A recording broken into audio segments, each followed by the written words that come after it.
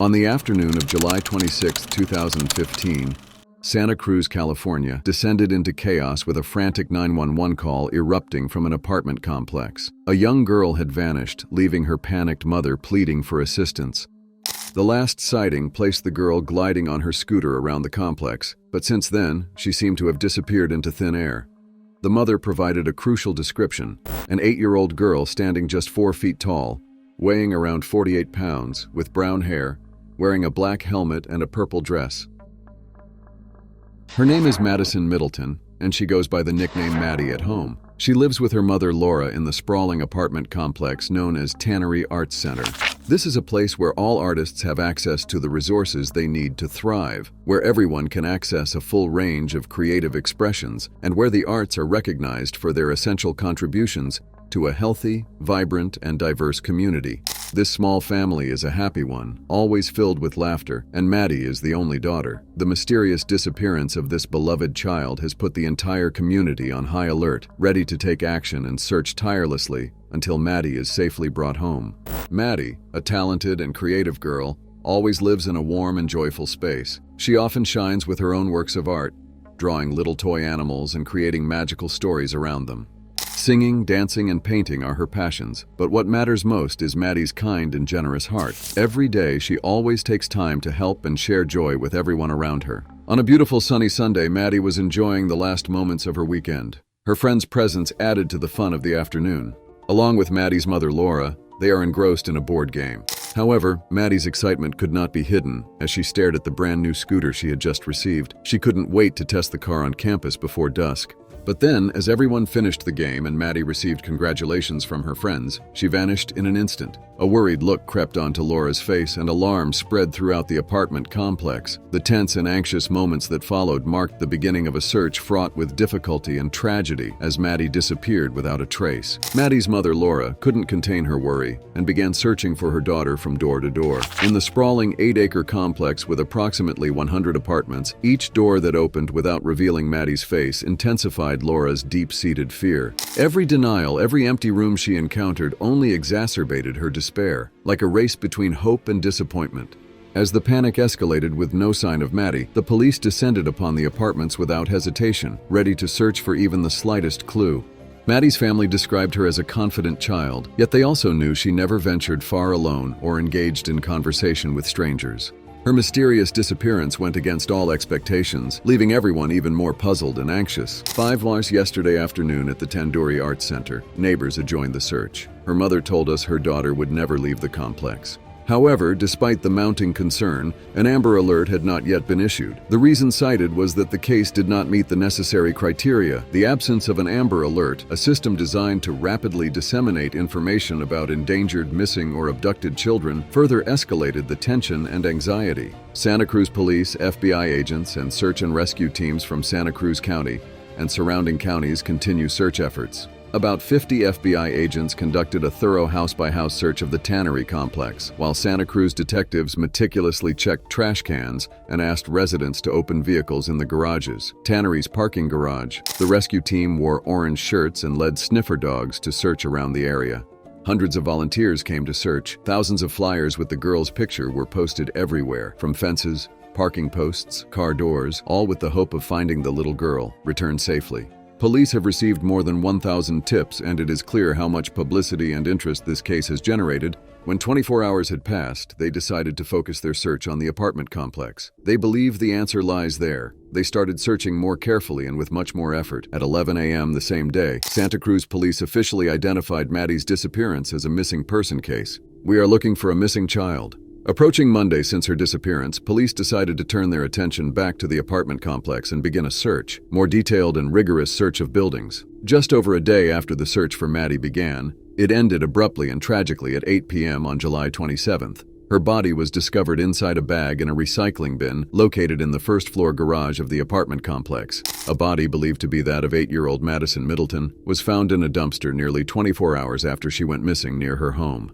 At 8 p.m. last night, police evacuated residents and ushered them onto the street after discovering Maddie's remains beneath the complex. Forensic analysis and an autopsy will determine the exact findings. At this point, we just don't know, one investigator stated. Hearts sank when they found her, said one of the investigators, but they quickly regrouped as the missing persons case transitioned into a major homicide investigation. Shortly after, police announced that an arrest had been made. Chairman Vogel said, "I just want to say that Maddie's body was hidden in a recycling bin in an inconspicuous or easily identifiable manner." He also revealed that there was a 15-year-old male teenager living in an apartment on the top floor from where Maddie's body was found. This person was nearby when Maddie was discovered and was later arrested. Last night, our cameras captured the moment when police took a neighbor into custody. We've blurred his image for privacy. Yesterday evening, a distraught woman was seen stomping and screaming in the parking lot of the apartment complex where the arrest occurred. Neighbors informed us that she is the mother of the teen. The teenager was brought back to the Santa Cruz Police Department for questioning, and investigators interviewed him early in the morning. He was later arrested for Madyson Middleton's murder. Additionally, investigators found evidence linking the suspect to the case, showing that Maddie was lured to the suspect's apartment voluntarily and killed there on the same evening. As officers escorted the boy in handcuffs on Monday evening, a woman, seemingly his mother, erupted into hysteria, refusing to believe her son was being taken away. Living with his mother at the Tannery Art Center for 6 years, the suspect was described by neighbors as admired and beloved. He was a passionate yo-yo enthusiast, performing yo-yo tricks for children at the nearby art center as recently as July 13th. Regionally, Adrian is known for his excellent skills with the yo-yo and has even worked as a consultant at the Tannery Arts Center. He is also a freshman at Santa Cruz High School. He's just like a normal kid. He usually hangs out at Levy with other normal kids and plays yo-yo all day long. I've never seen him, a neighbor shared about his love for Adrian, describing him as an excellent child, even referring to him as their symbol. Gonzalez's Instagram account, under the name Awkward Yo-Yo, was deleted on Wednesday. It was flooded with hundreds of comments expressing disgust and hatred towards Gonzalez for his reckless actions that caused harm to the innocent girl. Previously, the identity of the teenager responsible for Maddie's death had been protected. However, this changed when Santa Cruz County Prosecutor Jeff Roselle released a statement saying they had enough evidence to charge the teen as an adult. The heart-wrenching report reveals a horrifying story where the boy lured Madyson into the third-floor apartment of the Tannery Art Center, located at 1050 River Saint on a Sunday afternoon, promising her a delightful ice cream treat. But there was no joy to be found here, only a terrifying tale of excruciating pain and extreme brutality from the perpetrator. Madyson was attacked from behind, tied her up with duct tape, subjected to unspeakable sexual assault, and what's even more dreadful, she was choked to death before her lifeless body was dumped into a recycling bin in the first-floor garage of the building. Assistant District Attorney Rafael Vasquez said the girl died a slow, tortuous death at the hands of Gonzalez. The murder victim's supporters cringed at times while the graphic police confession was read out loud in court. The teen allegedly told a detective that he was sexually aroused when he thought the girl was dead. Prosecutors said Gonzalez put the girl in a bag. When he realized she was still alive because she was moaning, he stabbed her in the neck, according to a confession he made to police. Sherry Goldman, a sexual assault expert who was part of a team that performed the autopsy on Madyson, cried while testifying about the examination. It seemed indescribably painful, but what was even scarier was that Gonzalez only needed 5 short minutes to remove Madyson's body before the heartbroken mother, Laura Jordan, called the police, reporting the loss. Daughter's remains around 6 p.m. Sunday. The cruelty and evil of this act makes hatred for the murderer rise even more in every person. In the stream of life, the fate of the 8-year-old girl becomes a poignant and heartbreaking point of light. Her innocent hands still warm, her smile still radiant, but now they have vanished into the darkness of loss and sorrow. She is no longer here to frolic in the sunlight, to explore the world around her. And for the grieving mother, each passing day is a silent reminder of the invisible emptiness. As the boy dragged Madyson into the apartment, she surely couldn't comprehend what was happening. The promise of a cute ice cream treat had turned into an unimaginable nightmare. The feelings of fear and helplessness must have overwhelmed her in those horrifying minutes. The assault and cruelty from the perpetrator not only caused physical pain, but also wounded the soul of the little girl. In the last moments of her life, Madyson surely experienced a loneliness and helplessness beyond words. Each morning sunrise now becomes an invisible silhouette of the little girl, and the laughter and joy become bitter memories of a past that cannot be reclaimed. The heartache stems not only from the loss of the girl, but also from the realization that the world is not always a safe place for pure souls like hers. Imagine a soft white cloud drifting in the deep blue sky, and in that space, a bright flower full of happiness. But now, the sky has lost its color, the clouds are shrouded in darkness, and the flower has withered, leaving us only a dark and mournful moment. For the girl, death is not only the end of a life, but also a release from the unimaginable pain and fear. However, for those who loved her, the pain continues to exist forever in their hearts, making every memory of Madyson more bitter and heartbreaking than ever. To honor Madyson, a sand sculpture of a wolf was crafted for her on Main Beach on July 31st. Her mother invited people from Santa Cruz to gather there under the full moon because Madyson loved wolves. Hundreds gathered at the Kaiser Permanente Arena in Santa Cruz to attend the memorial service for Madyson Maddie Middleton. Responding to the tragic murder case, leaders of Santa Cruz City schools have taken a proactive approach, providing advice to parents on how to guide children through the difficult period following this event. They encouraged parents to help their children understand the circumstances surrounding Maddie's death and to intervene if there is any misunderstanding. The main goal is to ensure that children do not blame themselves or others for this tragic situation. In a courtroom on April 27, 2021, Laura told Adrian about the pain he caused, reminding him of how he and Maddie grew up together as children at the Tannery Arts Center and attended a birthday party in the same apartment where he would later kill Maddie. This incident shocked the community to know that Adrian could commit such actions, especially towards a little girl like Maddie. Initially, some neighbors suspected that the incident might have been an unfortunate accident, possibly stemming from a children's game that went off track. They believe Adrian, frightened by the situation, tried to hide the scene. Those beliefs were not unfounded, as to most people. Adrian appeared to be a normal teenager. The collective shock in the community further highlights the sharp contrast between the image they hold of Adrian and the horrifying reality of his involvement in Maddie's tragic death. However, social media posts suggest that Adrian was a troubled young man and may have been facing depression. Checking his social media accounts, which were disabled today. In the week leading up to Maddie's death, Adrian posted a series of cryptic messages hinting at the challenges he was facing. Reports indicate that he expressed feelings of anxiety and insecurity. In one post, he wrote, "Wears all black to try and look powerful and hide the crippling anxiety." The last post on Adrian's Instagram page was made on Monday, July 27, 2015, the same day Maddie's body was discovered. The post featured a video of what seemed to be his fingers playing the song Mad World by Tears for Fears on a keyboard. The accompanying caption contained lyrics from the song's refrain, "The dreams in which I'm dying are the best I ever had." Interestingly, Mad World was well known for its inclusion in the 2001 cult classic film Donnie Darko, which tells the story of a troubled teenager haunted by visions of a giant rabbit that influences him to commit crimes. The timing of Adrian's Instagram post is particularly chilling, as it occurred while hundreds of volunteers were outside his apartment, desperately searching for any sign of Maddie. The post, along with others found on his page, raised concerns about Adrian's state of mind and added to the gravity of the situation. Katie Carroll, a friend of Gonzalez's from middle school who attended his first court appearance today, told San Jose Mercury that the boy she knew simple as AJ was quiet and shy but depressed. She recounted that before she broke off their friendship 2 years ago, Gonzalez would call her in the middle of the night and threaten to jump off the roof. Carroll said that both she and her mother tried to convince Gonzalez to get psychiatric help. After learning of the allegations against the rising high school sophomore, Carroll went through Gonzalez's text messages to her, one of which read, "I'll be gone eventually." Another missive she had received read, "Something big will happen in high school." Madyson Middleton, known to everyone as Maddie, was reported missing July 26th and was found dead in a recycling bin at the apartment complex the following night.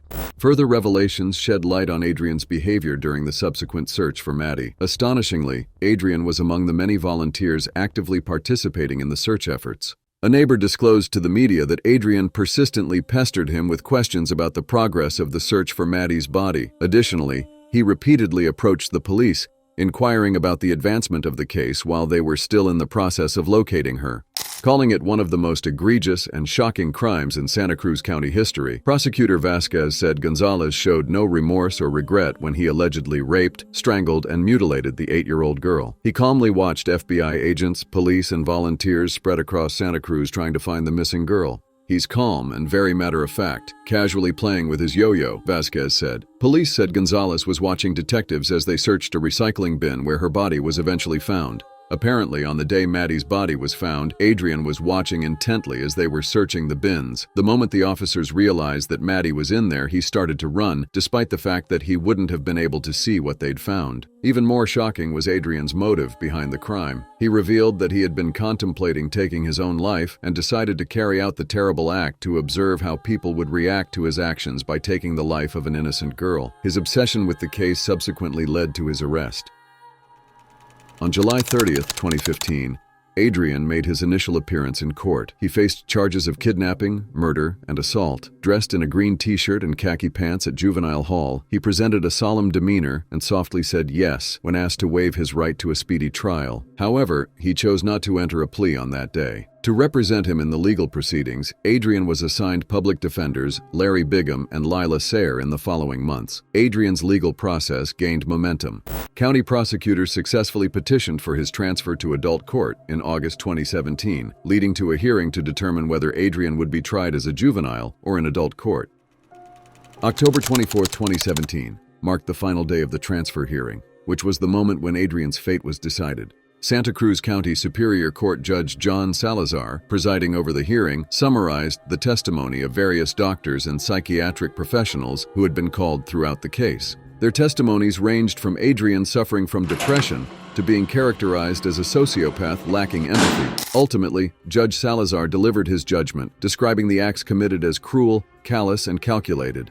Based on his assessment, he deemed Adrian unfit for the juvenile courts, which are designed to rehabilitate young offenders before they reach the age of 23. Salazar cited 3 legal elements to support his decision: Adrian's level of sophistication, which multiple teachers attested to, stating that he was intelligent and observant; the insufficient time available for rehabilitation within the juvenile system; and the gravity and circumstances of the crime, which warranted trial in adult courts. As Judge Salazar issued the order, emotions ran high among Maddie's relatives and supporters, who cried out in relief. The overwhelming feeling of joy was evident as they embraced the outcome of the hearing. In a prepared statement, the judge read the evidence, including the testimony of mental experts and police, and ultimately ruled that Adrian Gonzalez would be tried in adult court. He was immediately moved to the main jail while he awaits trial. Santa Cruz County Superior Court Judge John Salazar said his lack of remorse and calm demeanor immediately after the killing of 8-year-old Maddie Middleton was the most heinous he has ever seen in more than 27 years on the bench. Maddie's mother and grandfather sat through 9 weeks of disturbing testimony and were satisfied with the judge's ruling. Maddie's grandfather, Dan Middleton, said he actually prefers for Gonzalez to remain in legal limbo because at least that will keep him behind bars and away from children. One of Dan Middleton's biggest fears is that Gonzalez will become the next Edmund Kemper. Kemper, also known as Big Ed and the co-ed killer, murdered his grandparents when he was a boy. After Kemper was released from jail, he became a serial killer. Kemper went on a murder and rape spree that included several UC Santa Cruz students, as well as his own mother. Kemper eventually turned himself into police and is now serving 8 life sentences. Dan Middleton said Gonzalez, like Kemper, is a sexual deviant. The scary that is going on right now is we don't know where it is going to end. Looking at California right now, it may not go the way we thought it would go. It was agonizing to listen to the testimony, to see the medical examiner crying on the stand. I mean, these were very stressful. I feel very bad for the jury that's going to have to look at all those awful photographs of what he did to my daughter. We were spared the photographs this time. We heard the details. The jury is going to have to see it all, and you can't unsee things, Maddie's mother expressed. After the judge's ruling, Larry Bigham expressed his disappointment to the media and revealed their plan to appeal the decision. With Adrian's case now proceeding as an adult trial, the implications were significant. If found guilty, he'd face life imprisonment without the possibility of parole. Immediately following the ruling, Adrian was transferred from juvenile hall to Santa Cruz County Jail. His bail was set at $5 million in May 2018. The loss of Maddie and her family is not only the loss of their beloved daughter, but also the loss of a part of their soul. After Maddie passed away, her father carried her ashes in the car as a way to stay connected to her. But one dark day, a thief broke into the car and stole the ash box. It was not only a physical loss, but also a spiritual loss because the ashes were not just ashes, but also a part of Maddie. Since then, the family has not only had to deal with the loss of Maddie, but also endured the unspeakable pain of not being able to find her soul. It is an indescribable loss and an indescribable pain. In 2019, the state Senate passed SB 1391, a law preventing children 15 or younger from being transferred to adult court. However, Santa Cruz Judge John Salazar later ruled the law unconstitutional. Adrian's defense attorneys appealed this decision to the state Supreme Court, hoping that if the court found SB 1391 constitutional, Adrian could be sent back to the juvenile system. Maddie's mother, Laura, criticized the law, considering it ridiculous. After subsequent legal challenges, the state Supreme Court finally upheld SB 1391's constitutionality in a ruling issued on February 23rd. Subsequently, Judge Salazar had no choice but to remove the case from the adult court system. This ruling marked a significant development in Adrian's legal proceedings and its potential impact on his sentencing. In April 2021, Adrian's case was transferred to the juvenile court system, and he immediately pleaded guilty to all the charges against him. During a sentencing on April 27, 2021, Maddie's father, Mike Middleton, spoke, expressing the tremendous loss he felt. He acknowledged accepting the loss, but emphasized that it did not make the pain any easier. It only allowed him to find some semblance of peace.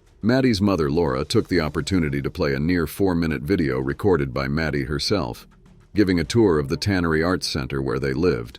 While the video played, Adrian averted his eyes from the screen. Following this, Adrian also spoke. He expressed that he had no intention of exacerbating the pain with his words. He recognized the suffering he'd caused and expressed his commitment to working on his issues to prevent anyone else from experiencing such tragedy. Adrian hoped that through time and his apology, Maddie's family might find it in their hearts to forgive him for what he'd done. After all these, Adrian received a sentence which involved being sent to a state division of juvenile justice facility. There, he may be eligible for release in his earliest 3.5 years. However, his maximum term of confinement extends until he turns 25. In addition to the time served, Adrian is required to register as an offender for life and pay $22,000 in restitution fees. In response to the sentencing, Mike, Maddie's father, conveyed his disappointment, stating that Adrian did not show enough remorse during the hearing. Lisa Jordan, Maddie's grandmother, called the sentencing a joke, expressing her frustration. From what we know at the moment, when Adrian turns 25, there'll be no guarantee that he'll be released from the juvenile justice system. The court can be petitioned to extend his time in custody, which might offer some relief for Maddie's family. However, the hurt caused will undoubtedly remain in their hearts forever. As we come to the end of Maddie's case, we can't help but feel the profound sadness and loss experienced by her family and the community. Reflecting on Adrian's actions, one question lingers in our minds. Did the authorities make the right decision in handling Adrian's case? Considering the gravity of his actions, and more importantly, what can be done to reform and improve the juvenile justice system so as to ensure that it effectively addresses cases involving serious crimes committed by young individuals? Share your thoughts in the comments section below.